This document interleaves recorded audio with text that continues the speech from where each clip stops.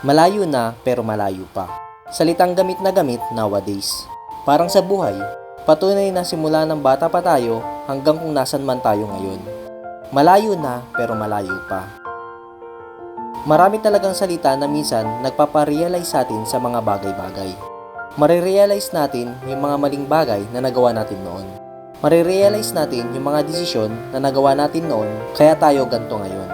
Kung sa totoong buhay, pag pinanganak kang mayaman, swerte mo. Gagawin mo lang, pahalagahan ang mga bagay na meron ka. Pag pinanganak kang mahirap, iisipin ba nating malas tayo? Syempre hindi. Pero sa totoo, oo. Minsan may dumadating pa sa punto na magtatanong sila, bakit ba kami pinanganak na mahirap? Ang ipanganak na mahirap ay mahirap. At yan ang totoo. Sobrang hirap.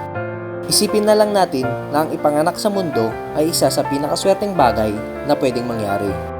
Bonus na lang siguro yung ipanganak ka ng mayaman. Alam mo kung bakit?